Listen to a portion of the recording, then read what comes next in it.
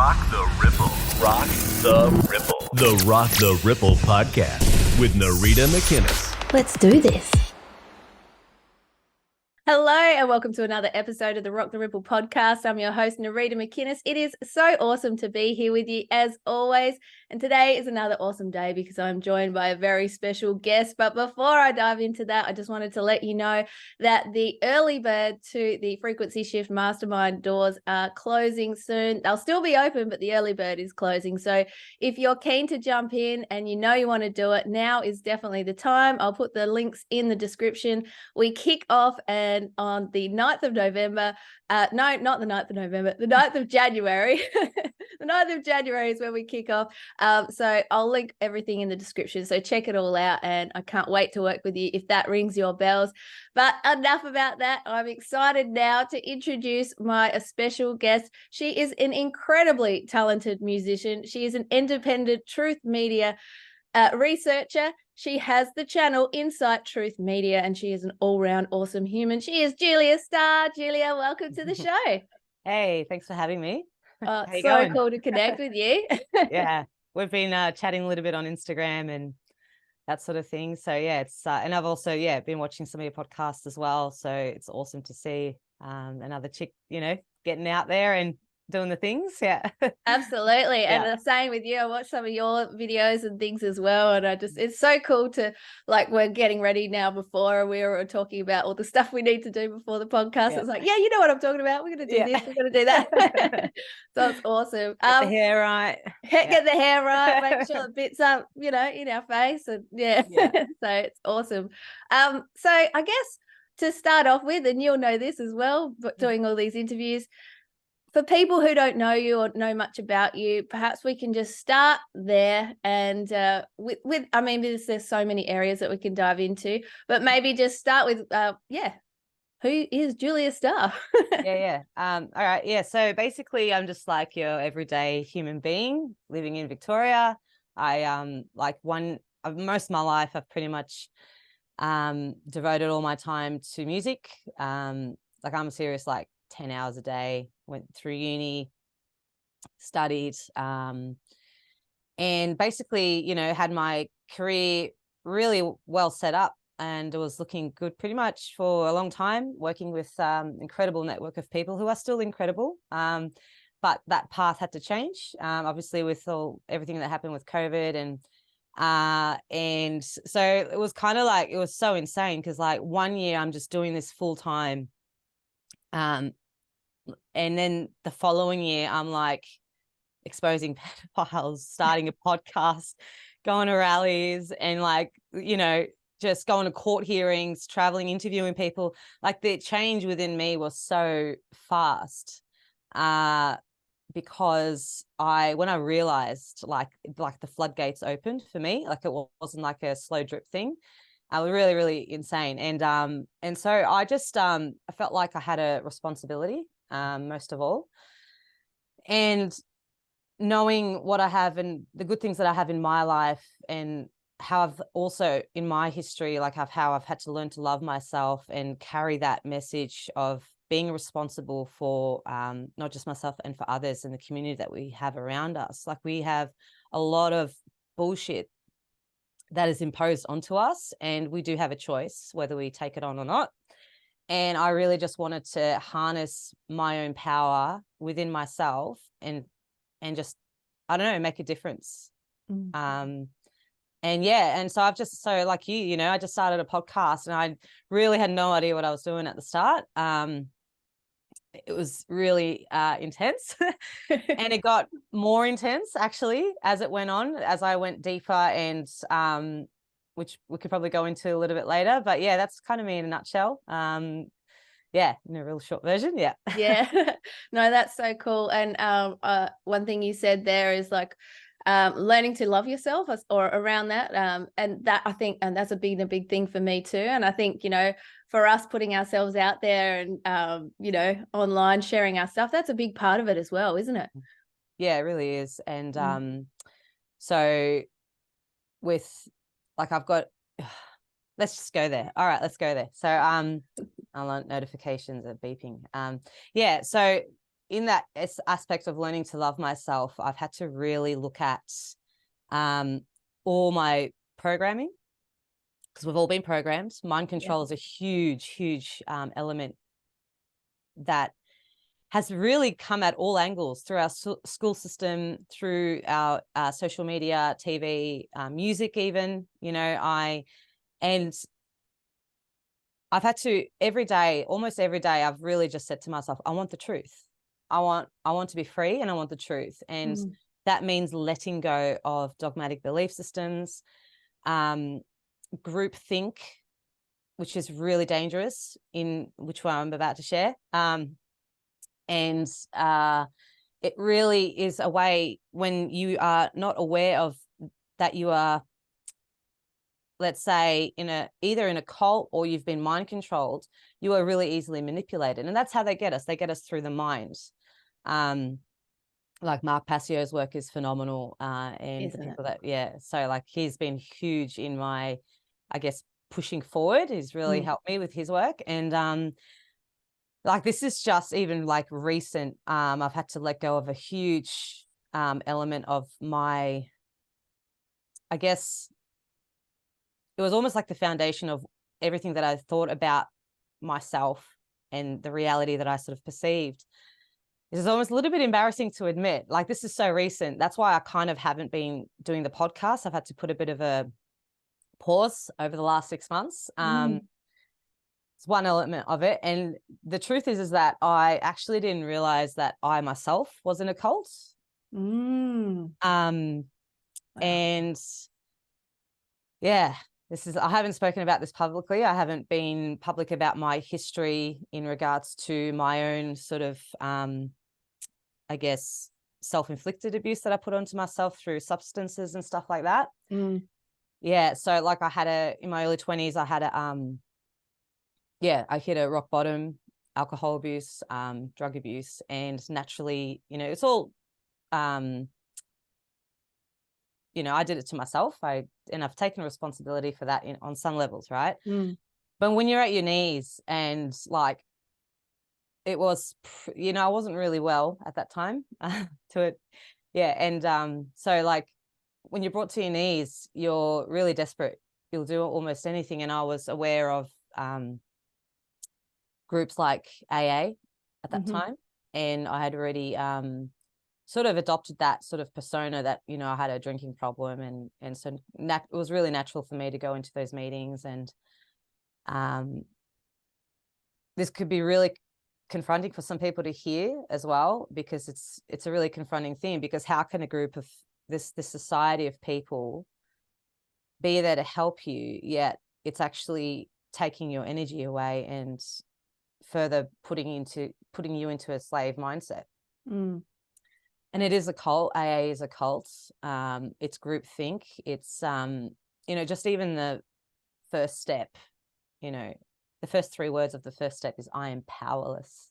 You know what I mean? Like now in hindsight, after I've gone through all my deprogramming, through the help of ex-AA members, discovering the truth that there's actually no such thing as a disease called alcoholism. It's been made up by the founder, Bill Wilson of AA. He was a 33rd degree Freemason. Go figure. Like this, it's like, I'm not surprised. I had little moments throughout the last few years where I kind of knew something wasn't right, and I sort of pulled away from going to meetings and stuff. But yeah, anyway, fast forward to now, like it's been 10 years in this group of abstinence as well. I've been really like, I knew that's what I wanted for my life. And but I've had to really just like look at that, because I am not powerless. I am powerful. I am not sick. There's actually nothing wrong with me. That was huge. And it's kind of like making that sort of peace, like, because you want to be angry at him. It's like, how the hell could you lie? Like, but I can't be angry at the people in the meetings, because it's kind of like the blind leading the blind. There's no official person in that room that is trained professionally, actually. There are no therapists. There are no it's actually frowned upon to use those techniques. It's like they say that, you only supposed to have one alcoholic working with another alcoholic. And yeah, I could go on and on and on about this whole ideology and really pull it apart. And and that's kind of what I'm going to be focusing on next, because, you know, I'm really lucky. I'm one of the lucky ones that in these meetings that I haven't had anything bad happen to me. But through watching a documentary called The 13th Step by Monica Richardson, who is in America, who exposed the darkest side of these AA meetings and how people get raped, murdered, like it's happening in Australia. There's only a 5% success rate, which tells you that, you know, doesn't work. Out of the billions of people, millions, well, I'm not exactly sure of the figure, but this is a worldwide cult. So yeah, where am I going with it? Like, it's just, you know, when you know the truth about something, I have to obviously first process it and find the solution within myself and the voice. And like, as I said, this is the first time I've speaking out about it. And I've been kind of like sitting on this for months, and it's just like, just bite the bullet and go for it, you know, because there are people suffering and dying in these rooms that they think they're sick where they're not. And your mind, your thoughts are so powerful. If you tell yourself that you are sick and that you've got a disease, you will act that way. You will act you will drink the way you drink, or you'll take drugs the way you drug. And ultimately, which all starts from that point of, you know, so I'm going on a bit here, but that's great. But ultimately, you know, people have big distortion of like what happiness means to them. Like the guy that lives next door to me, as to me, we have a very different perception of what happiness means, right? So he might be, or she might be, you know, a drug user or a drinker, but at some point that's their happiest choice. That's what makes them happy. And that they might know, like, this ideology is so like entrenched in the victim mentality, making people victims. Oh, poor me, this is happening to me. It's the alcohol that's doing it to me. It's the disease. It's all made up. Like, so yeah, it's been like a huge process, because when you truly strip away of that programming, that ideology, you're left with like yourself, right? And it's like, wow. And I remember sitting in the car, because I was listening to the audiobook from ex-AA members who have been doing this for a long time. And I remember sitting there, and that sort of, when it really hit me, like I really felt that sense of freedom, like something lifted energetically. And I was like, okay, I know that this is it. So yeah, so that's kind of been what's happening. One of the things that's been happening in the last sort of 5 months for me. Yeah. Wow, that's huge. Like, first of all, just thank you so much for sharing that. That's big, and I know that would be, you know, you got to process it and all that sort of stuff. So thank you so much. Second of all, I think I know the person that you're talking about, Monica. I actually watched a video with Gabby Chung. Yes, that's the one. So that's the one? Yeah, the okay, one. great. So I know when you brought that up, I straight away went to there. So Gabby interviewed Monica talking a lot about this. I think she might have even done a couple of videos so far. I can't remember, but or someone else was talking about it on her channel. So it really is a big thing, and I think it would be quite confronting to some people to hear that. And you're right, like as you've said, you're one of the lucky ones in that nothing terrible in what has been mentioned that can happen, like people being really taken advantage of in those situations. And I guess, like you said as well, processing that, how can I best help now? How can I best serve? Because that is one of those things where, yes, it has helped some people, but then it also hasn't, and it's been detrimental to so many others. So that's big, isn't it? Well, yeah, like I, you know, I have had like 9 years of abstinence, and I've had a really good life, you know, but it's all the seed of growth from that was started from fear. Yeah. That if, like, this is what they say in the meetings, like, if you drink again, you will die, or you will go insane. You will end up locked up. Like, this is the wording, like every meeting of a new person that comes in, like, And I even myself used to say that. So that's another aspect I've had to look at. Like, I've been someone that's been indoctrinating people unknowingly, but I've had the good intention. So people are well intentioned, like my sponsor, who I've had to unfortunately sort of end that, which is like really been really hard, because she's been my longest friend.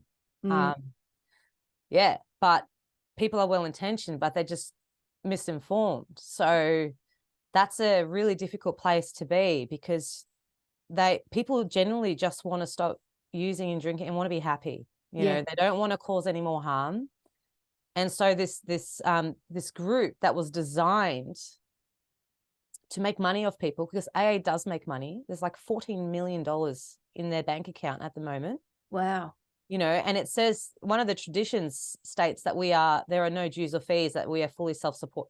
So it's all the traditions are like complete bullshit. Like I could go on and on about that too. But yeah, so it really, it's a really difficult one, because people's lives are at stake here, and everything is built on this understanding that they are powerless and that they have a disease.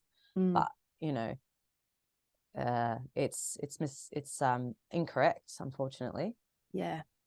And you said as well about the patterns and programs, like that's something that I'm big about as well. You know, we've been conditioned our whole lives, and the work that I do is helping people reprogram their subconscious mind for their version of success. But it's also identifying those things, because you can't change what you don't acknowledge. And so if you are in that place where you've got, you know, all this information that you think is helping you, when actually it's serving you the wrong way. I mean, to say I am powerless, like I would never suggest to someone to say that ever, you know. But when you're in that place of vulnerability and you're wanting to get help, and you do want to change your life for the better, and you think that that's how it's going to work, well then of course it makes sense that you'll make a decision from that place. And that's why identifying the patterns and programs are just so huge. And I can imagine that's been such a big thing for you to process. And did you hear an interview with Monica first that sort of switched on the light, or did you have a feeling? Like, how did that sort of happen? Well, firstly, when the lockdowns came and the mandates sort of kicked in, I wasn't allowed to go to meetings. So that was my first, like, that was breaking a tradition in itself. You're not letting people go to meetings, like. And I was like, okay, whatever. Actually, no, that's actually not what happened. I was actually really upset. I was like, how am I going to, like, my own, like, people, like, they're saying, you know, sorry, you can't come in. So, yeah, it was really hard. But, yeah, so that was kind of like the first, like, something's not right here. And then I sort of left it. Then I saw a post by Gabby, like it was just a Facebook post saying that, you know, that the 12 steps are sort of very similar to Aleister Crowley's work, who's a dark occultist, amongst other things. It's also been financed by the Rockefeller Foundation. And I was just like, and I looked at it and I'm like, what? And then I sort of just like didn't look at it again until the interview with Monica Richardson. So I needed time, and there was probably like 8-10 months between those two things. I needed time to, I think on a subconscious level, to process that everything that I thought I knew, like everything, is being influenced and inverted and, you know, harnessed for an agenda, I guess. And but also, like, that's also really dangerous when people realize that, because that can actually take you down even further. So it's like when you're in that moment where you're like, fuck, you know, everything's and that's why, like, you see a lot of people in the freedom movement, they're so angry. They are so angry, and they're expecting and demanding change from people. I'm like, I'm sorry, but that doesn't work that way. You can't force anyone to wake up. You can't force anyone to change. But ultimately, like, you might know the truth, but if you are resentful and angry and bitter, then you're again still being controlled, unfortunately, because it's like you don't know yourself. You know, or you don't know how to manage that. So yeah, but I'm not saying anger is not a bad thing. Like, it's a natural emotion. We have to feel it. And that's Absolutely. you know, we got to go through that and sit with it and move through it and talk about it. Like, I've had incredible healing session with a friend of mine recently. I think that's what really, like, the day after that, things just shifted, because I was ready to sort of speak to someone about it. Yeah. So I don't remember what the question was, but yeah. No, that's great. That's great. I love where you're going with this. And you're right too, because you can't force people awake, and you can't get people to do things that they, to see stuff. And like, I really like how you shared that part, because of like seeing something and then not looking at it, because I think that's what's happened on a collective scale with so much of what has happened is like, oh, that sounds like that could be truth, but it's too much for me right now.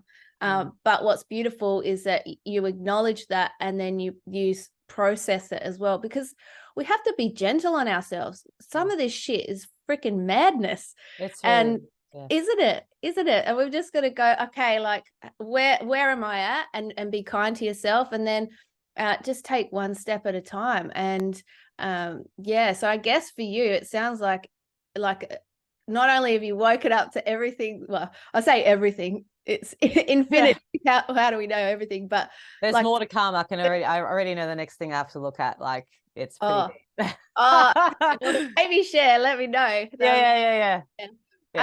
But yeah, like, that's the thing. Like, I can't remember where I was going, but I do know that, yeah, we've just got to be gentle on ourselves. Yeah. And so much will unravel at the right time too. And you're right as well. Anger is there for a purpose. We can't, our anger is to serve us, to show us what is pissing us off, what maybe needs healing, what is there for us to look at. But we then acknowledge it, but we don't stay there, because if we stay there, then we're not balanced, and we can't serve ourselves or others in the best possible way. So that's I guess that's where the personal development and the spiritual work and all that sort of stuff comes in as well. Hey, yeah, it's pretty cool. I've been following, like, as well, someone's been Madeline. She's been really quite, like, really good, and sort of, you know how people sort of like become your, not a mentor, but sort of someone that you sort of like this sort of, you gauge, sort of like a compass thing. It's like, oh, what are they doing? And because when she speaks, the things that she does has really helped me. Yeah. So, yeah, she's amazing, isn't she? She's awesome. Yeah, she's absolute gun. Absolute gun. And she's also, listening. yeah, and she's also triggered me, but in a beautiful way, because I've had to look at stuff and I'm like, oh, right, okay, so there's trauma there. So, and that's the beauty in truth, because like, it's got so much that is waging war against it, and truth is always really simple, and we forget that. But yeah, anyway.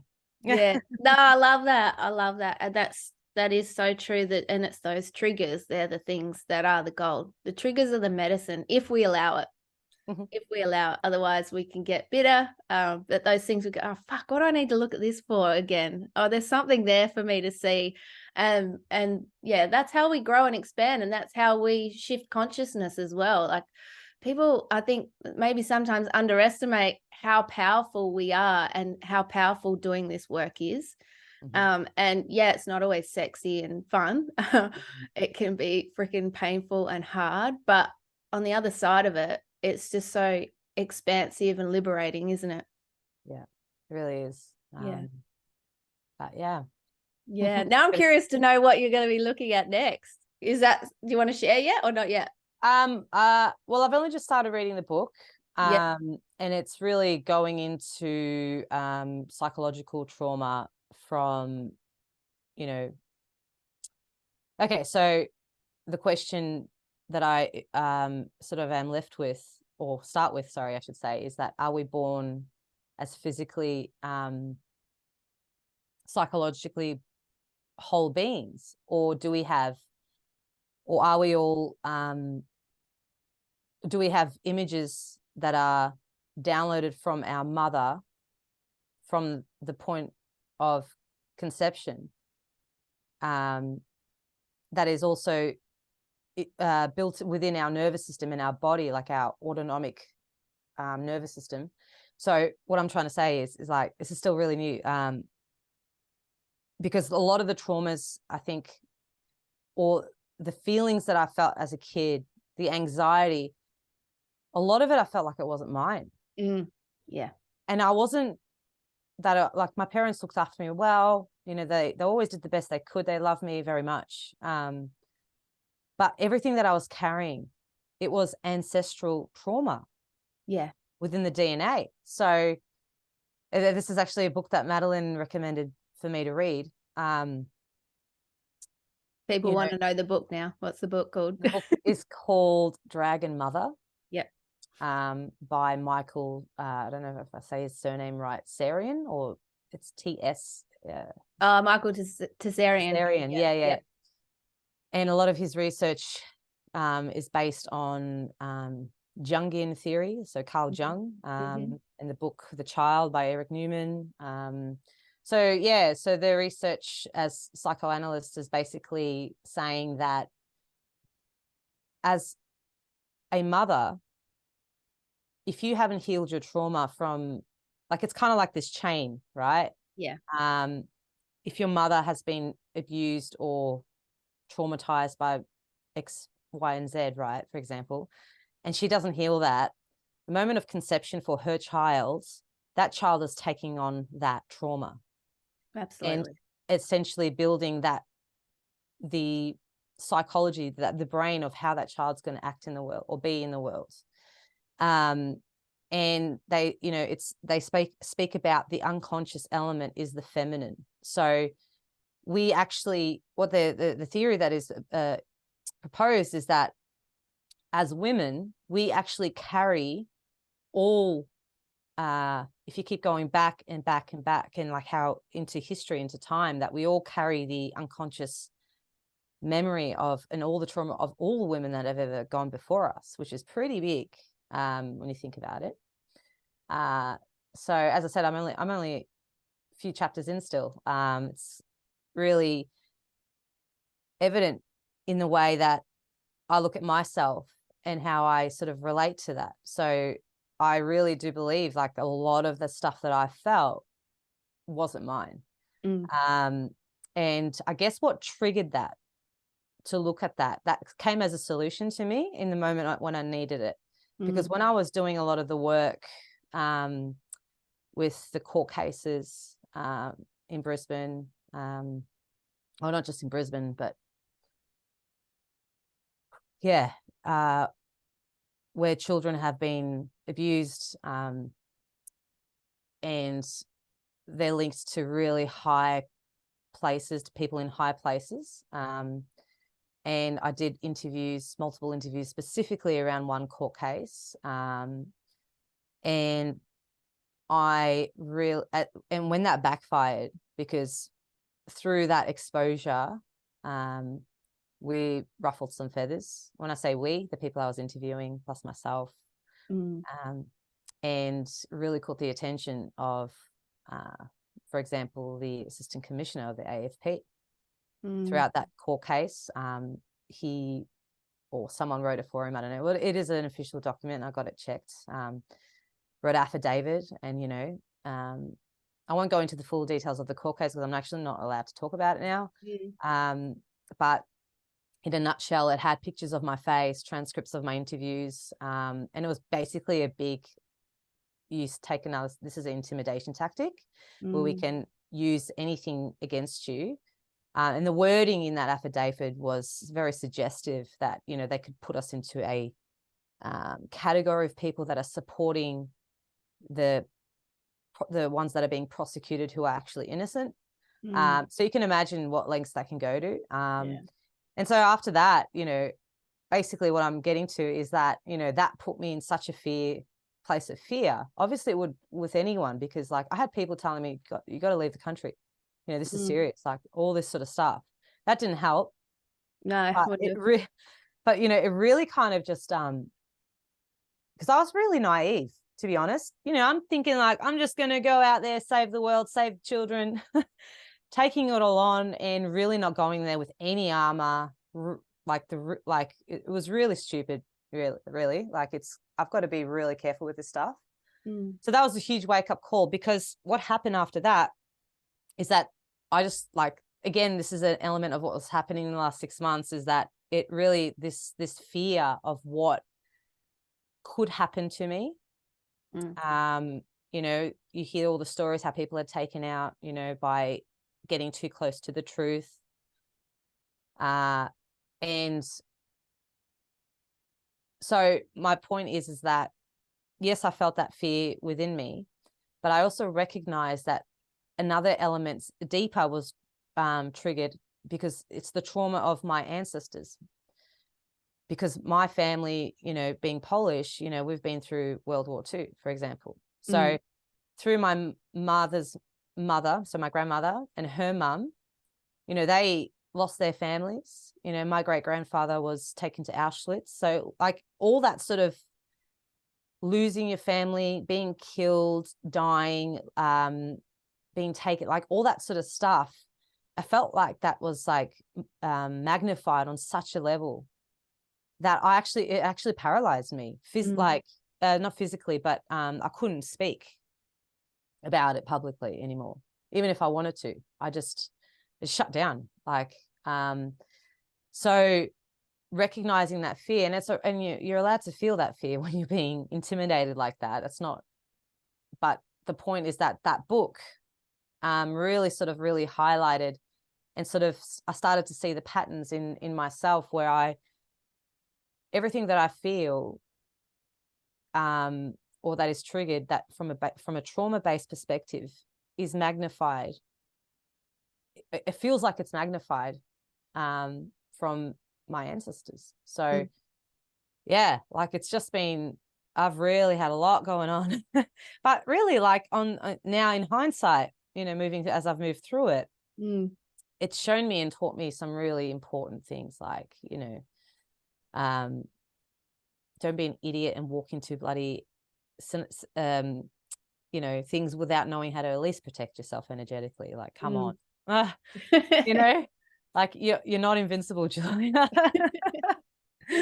Like, I'm just this chick in my, you know, studio room, like, you know, making videos, and it just got real really quick. So yeah, like that's kind of, and in this book, basically, there are other things that are coming, which I will talk about when I'm ready. But yeah, it's just looking at that trauma and where that sort of comes from, and knowing that it's not all mine, but also I have to take responsibility for it now. So I can't ignore it.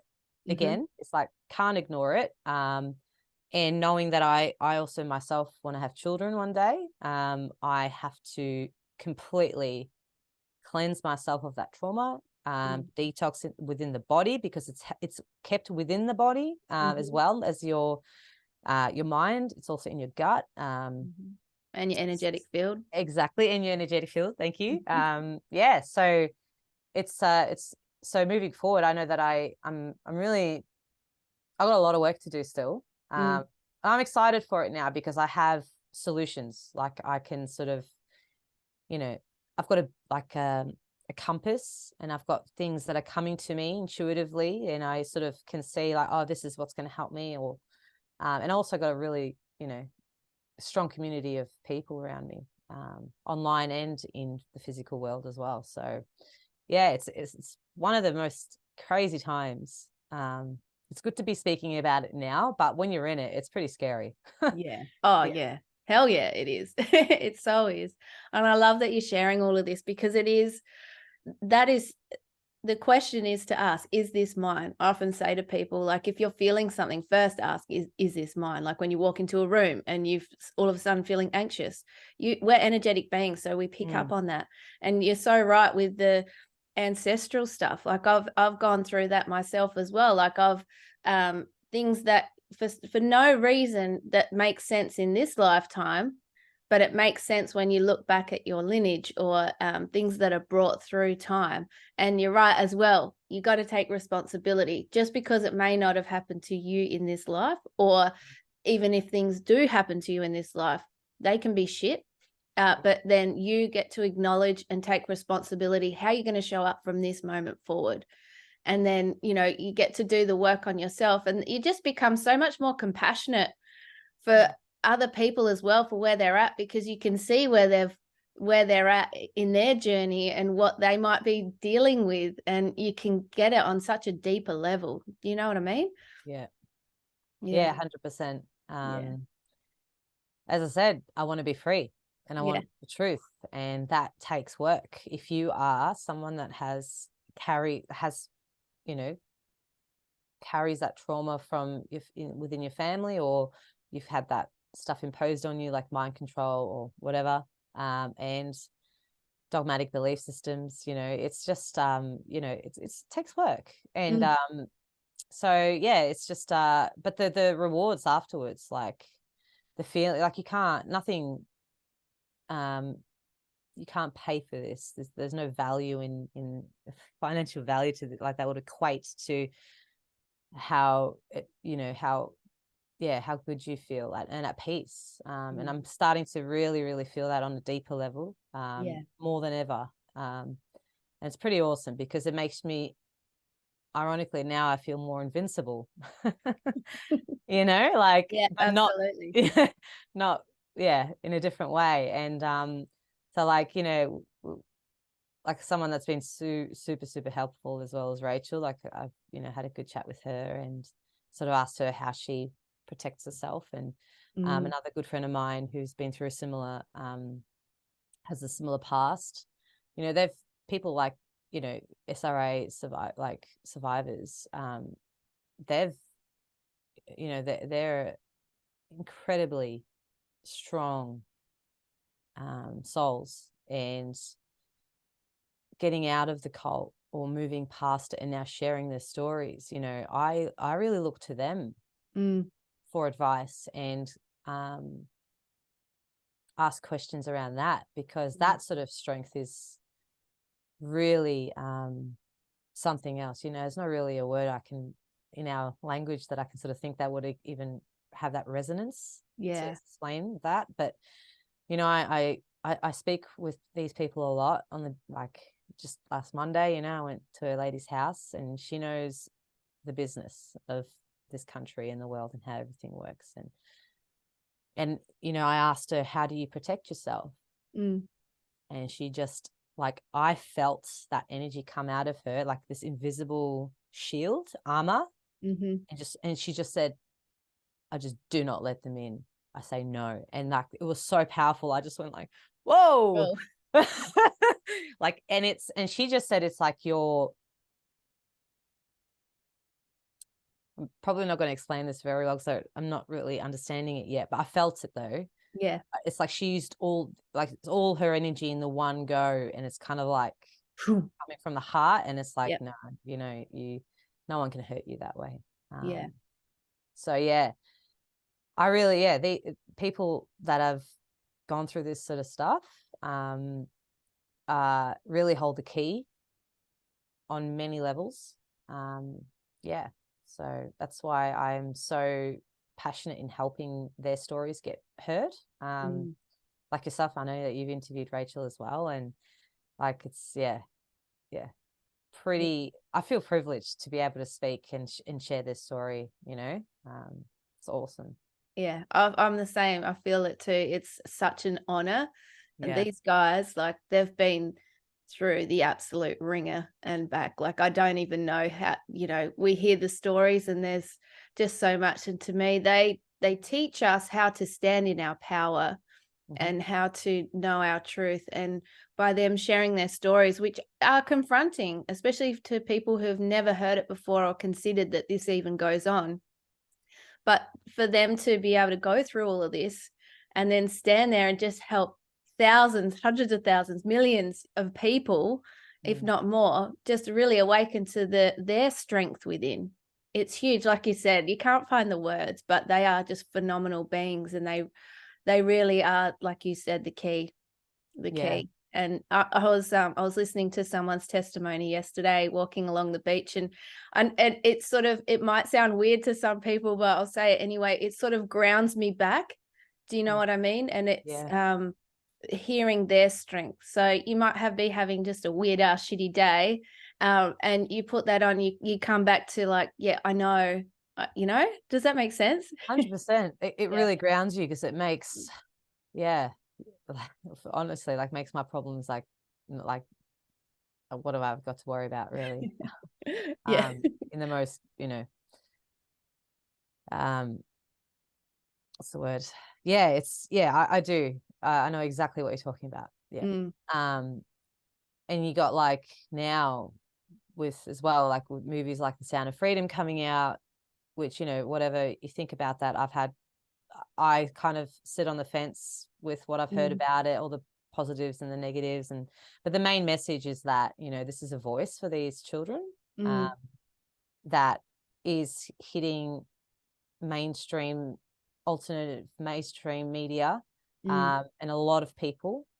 I do believe there's an agenda behind it, which is 100% what, like, we got to really know what evil is. And it is being used to harness consciousness, and I believe pushing people to this false light, like what Dale talks about. There's no really other reason why they would do this, to expose themselves. But it's so far one way, isn't it? It's like so obvious when you see it. But ultimately, this is huge. Like, I've been waiting for this movie to come out for ages. I've heard about it in 2021, and I tried to get a copy of it back then, but there's no way. But anyway, this movie, I watched it, went and saw it, and really, really powerful. But it's really only painting one element of what trafficking actually looks like, because, like, I don't know if they're going to have the balls to actually make a movie what it looks like within the court system, and, for example, out of home care, foster care, because that's a trafficking network too. And that's a multi-billion-dollar industry, where I actually interviewed Laura. You probably might have heard it. She's in the Northern Territory with Dale's interviewed her as well. With Serene Tefaha as well, who's supporting her. And so what we're seeing in the courts as well, and Dee McLaughlin as well here in Melbourne, she's been the amount of work that she does for mothers that are in these positions is phenomenal. A great journalist, beautiful human being. But my point is that through the court system, they're targeting when a child speaks out and discloses, abuse, that they have been abused. Like, I've heard the audio clips from Gracie, the daughter, and I'm going to say her name because the media has said her name out, so I'm not go and charge me. I don't care. I shouldn't say that. Anyway, moving on. I've heard, the audio grabs of how she started speaking out, and not speaking out, but like actually saying, that daddy, or her brother did this or something like that. And, you can't really difficult to coach children to do that sort of stuff. And so when a child discloses, for some reason, all the time, the child gets put back into the care of the father who's abusing them. And the mother loses all rights. And they make the mother look like she's crazy. Time and time and time again. And so this, I think at the moment, like, what is it? It's like 60,000 children in Australia in out-of-home care, just being moved from home to home, being abused. Like, I was at work the other day, and I was just, working with this guy. He's like, I come from foster care, and my brothers are still in it. They're owned by the government. I don't have any say in where they go or what. And he's an adult, but and he really opened up, and he's like, they've one of them's been abused, and it's so bad in that system, so bad. So that's in itself like a huge element of trafficking, and abuse and money making, and so I'd like to see them make a movie about that next. That'd be great. Or maybe we should do it, or I don't know. Well, I know that you go I was just going to say, like, I know that there's been a lot of footage, and like Dee has made a lot of great content on YouTube. Mm. Like almost impossible to find her YouTube channel. Even when you type it in letter for letter, it still doesn't come up. Wow. Yeah. Wow. But yeah, she's her research and documentation that she has gathered over the years is phenomenal, absolutely brilliant. And but yeah, people still don't want to hear it. Yeah. But it's coming through the consciousness, it's coming through the collective consciousness. So there's always, when the dark makes the move, there is that whether it's the, like, if you are being swayed to the false light, then obviously that's elements through mind control. Mm-hmm. But when you can really sort of sit in that middle part, in that balance, and sort of see both sides and not be emotionally too affected by it, but see it for what it is, you can have a lot of compassion for that. It's a good thing, and it's also a bad thing. That it's there's two elements to it. So we live in a world where it's duality. So there's always going to be a counter thing that occurs when someone makes their move for whatever reason. But yeah, balance is key. And that's where I think the next, 10 years are going to be huge. Maybe not even 10, I'm saying 2. Like, God knows what they're going to do. Like, and who, like, really, I shouldn't say who cares. That's a bit, especially when there are people dying, especially through the wars. That's disaster. Like, it's so bad. I can't say who cares, but I can say that I can understand sitting in the middle and seeing the negative impacts, and that it's also being put, like, it's all manufactured. And so I don't want to give anyone my energy. I don't want to give my energy away. That's what I'm trying to say. I don't want to give my power away anymore. But I can still have compassion. Absolutely. Absolutely. I love that you said that. That's this time that we're in, and where we've been coming from is taking off the layers that don't serve us anymore, standing in our power. And the more of us that do that, I mean, that's how, because there will be shit flying around, and it's going to probably get very crazy next year. I was talking to an astrologist the other day who was like, yep, it's going to go a bit mental. But so we have to know ourselves in that time, because otherwise we're going to be pushed and pulled. And if we are pushed and pulled, that's an opportunity for us to look at that as well. And you're right. The thing is, there's so much, all this stuff that we're talking about, the SRA stuff, the stuff going on in the systems and stuff, that's been going on this whole time for years and years and years, like for many hundreds of years, whatever. But it's now we're seeing it, and more of us are seeing, like, the rate of people seeing stuff that's going on. Like 20 years ago, it wasn't so much like this, but now, like, since this COVID thing, like the explosion of consciousness awakening and seeing all this stuff going on, like, we came here for this as well too. 100%. Didn't we? 100%. Yeah. Like, they're you can't make this shit up. Like, you can't. But like, I'm working full time at the moment because I had to, get some, like, ran out of money, and so I had to, and I think it was good for me to have some sort of stability, financial income, save a bit. Yeah. Anyway, my point is not that. It is the fact that I work with a lot of different people out in the workforce. I get, I moved around a lot in Victoria, and I work outside, which is great. But my point is that I speak to a lot of people, and a lot of the time I'm not even instigating these conversations, but they're talking about cloud seeding. They're talking about not trusting the government anymore. Most of them voted no. I say don't vote at all. But anyway, that's your decision. But they're talking about child abuse, and they're actually, like, and I don't know if I try not to say too much, because I'm always really interested to see what people know as well. Yeah. But yeah, people are waking up in different ways, and it's happening. Like, it's really exciting, because I'm like, oh my God, they're not as asleep as I thought they would have been. And it's awesome. Like, one of the guys that I was working with is, like, talking about the war, and I'm like, yeah, he knows what's up. So anyway, it's pretty awesome that, just got to have faith that, some people won't find their way, and that's their choice. Like, we can't save anyone really. No. So yeah.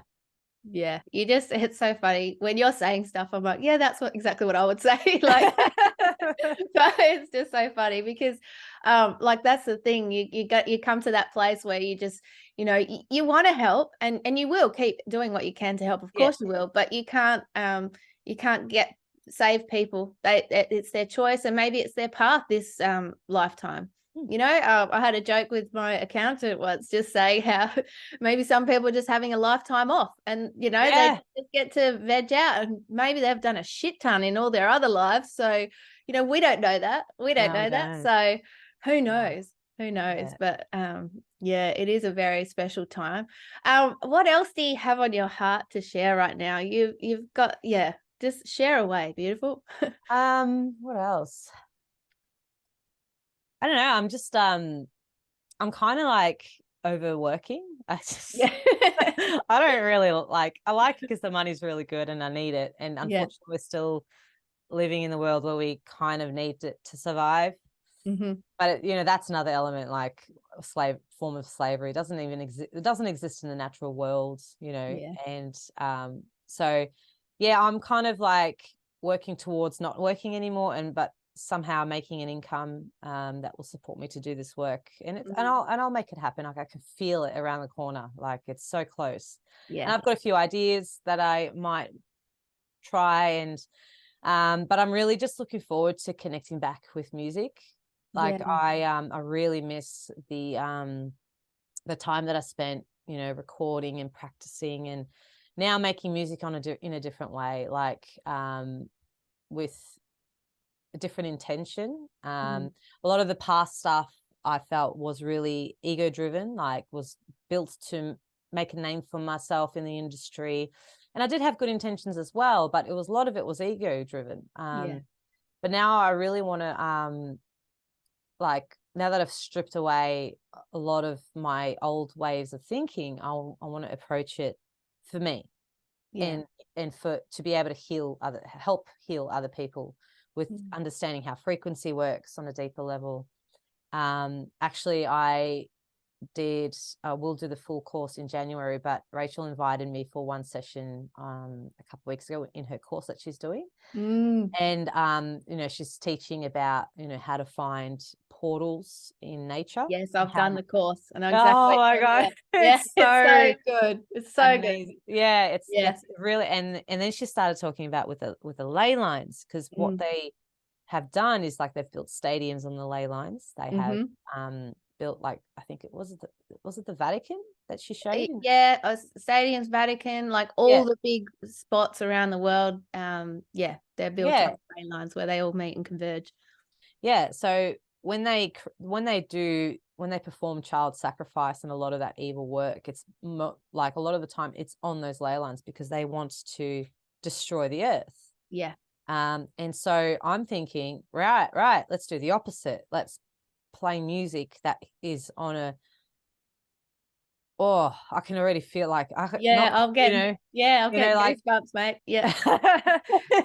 on a frequency level that is it'll just, I don't know. But it's just a thought and a feeling that I'm going with at the moment, and I will be guided in doing that. And so having that understanding of how to find these ley lines, and then playing music on those ley lines, whether it's a performance or just me in nature, just pulling out a guitar and singing some tunes, or I don't know, there's so much we can do to heal the earth, and it's really exciting. So I really want to but I need the time to do that. I can't be working a full-time job and doing that. It's just, it's very draining physically. A lot of hours standing. So sorry, mate. I'm just freaking loving this, and I know Rachel's even spoken about this. So the fact that you've even had that thought, and I will come out there and rock out with you. I might be able to play the instrument. I will sing with you. I just know, and since doing that course, I just see portals everywhere. It's just so cool. It is so cool, and we are so powerful. And those ley lines and everything like that, they are so powerful, and they can be used for good or evil. And so, if more and more of us are doing this and just stepping into there with the right intention, our protecting ourselves and doing what we feel called to do. I mean, game on. Like, it's just awesome. I love that you're going to do that. I mean, I know you're saying you're still waiting for it to land a bit, but yeah. Sorry, that's I interrupted no. It's all right. It's all right. Like, it's just, that's my intention, you know. Yeah. And obviously continuing the podcast, doing interviews. I do have to change how I do things a little bit when it comes to this stuff. I don't know. Yeah, I've had a, you know, really especially one person, you know. Well, I don't have an endless amount of resources, and so it can get dangerous. So yeah, I've got a lot to think about still in process and how to move forward, but I'm really excited about the music element, and just getting back into it, and doing the work. Yeah. And that's see, all of it is the work. Everything that we're doing is the work. And I'm so excited. Like, I feel like really expansive talking to you right now with what's to come for you. And like, I can feel it too. So Yeah, awesome. I'm just going to make sure I'm on the journey with you, mate, because that'll be so good. So good. Yeah, we'll definitely keep in touch, I think. And where like, are you in New South? No, I'm in Adelaide. You're in Adelaide. For some reason, I saw you in New South Wales. I don't know why. Anyway, maybe I'll go there one time. Who knows? But you're Melbourne, though, yeah? Yeah, Melbourne. So I've got some family in Melbourne, so you can definitely do a rock out somewhere in there. Definitely. Yeah, awesome. So cool. Now I don't know how long we've been talking. Now I guess from here, because there's so much more. Like, we have these conversations, don't we, with people? We're like, there's so many more things that we could talk about. Do you feel like there's anything more you want to chat about today on our chinwag? I think that's probably everything for me at this point in time that's in my forefront of my mind. But I'm really I know that there are a lot of people out there doing it tough at the moment. Really doing it tough. Like, it's so expensive at the moment just to freaking, you know, go out and have some dinner, go out for dinner. And I've set myself up in a way where I don't have large overheads. And so I'm fortunate in that way, but not everyone is. But, you know, it's also about letting go of those comforts. Like, you know, the family system has been pulled apart, and we've got this way of thinking. A lot of people have this way of thinking where I have to have my own house and I have to do it all by myself with my partner and have this huge mortgage, when they've got a family of 5 or 6. Like, what if you put your resources together? It wouldn't be so hard. You know, just things like that. So I'm really conscious. Like, I have a lot of friends and family that I'm aware of that are struggling financially, and thinking about selling the house because they can't make mortgage repayments.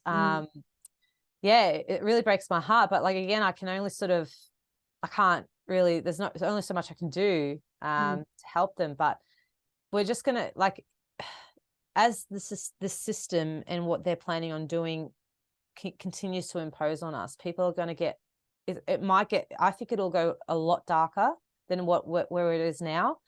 And for me, I'm also being really conscious about holding space and being supportive of the people. Like, we've had a bit of a head start, you know, and just being there for them. And for me, I'm thinking about my family.